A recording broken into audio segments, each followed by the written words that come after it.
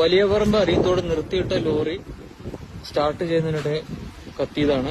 ഇപ്പൊ ഫയർഫോഴ്സ് വന്ന് തീയൊക്കെ അണച്ചിട്ടുണ്ട്. ഫ്രണ്ട് ഭാഗമൊക്കെ മൊത്തമായിട്ട് കത്തിയിട്ടുണ്ട്. അപ്പൊ ഇത് എപ്പോഴാണ് സംഭവം? ഒരു അരമണിക്കൂറായിട്ടുള്ളൂ. രണ്ടിനാണ് സംഭവിച്ചത്.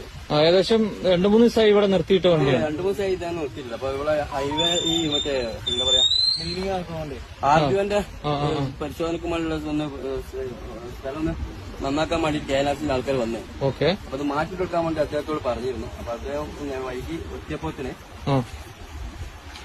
സ്റ്റാർട്ട് ചെയ്ത് നോക്കിയതാണ്. സ്റ്റാർട്ട് ചെയ്ത് മാറ്റാൻ വേണ്ടി എത്തിയ സമയത്താണ് തീപിടുത്തം. സ്റ്റാർട്ട് ചെയ്യുന്നതിനിടയിലാണ് തീപിടുത്തം. തൊട്ടടുത്താണ് അദ്ദേഹം പറഞ്ഞിട്ടുണ്ട്. നമ്മുടെ സുഹൃത്താണ്. അപ്പോ ഫയർഫോഴ്സ് പൂർണ്ണമായിട്ട് കത്തിയിട്ടുണ്ട്. ഓക്കെ. ഫ്രണ്ട് ഭാഗമൊക്കെ മൊത്തമായിട്ട് കത്തിയിട്ടുണ്ട്. ടയറൊക്കെ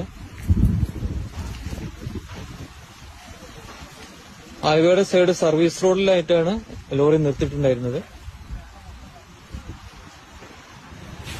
നാട്ടുകാരുടെ അതൊരു പരിശ്രമം നല്ല വിജയം നാട്ടുകാർ പെട്ടെന്ന് ഇടപെട്ടതുകൊണ്ട് വൻ ദുരന്ത ഒഴിവായി. കൂടുതൽ നമ്മള് ഇവിടെ അധികം ആളുകൾ ഉണ്ടാവില്ലല്ലോ. വലിയ സ്ഥലത്തല്ല, ഹൈവേയിലൊക്കെ ആളുകൾ സർവീസ് റോഡിലാണെങ്കിലും ആളുകൾ ഉണ്ടാവും.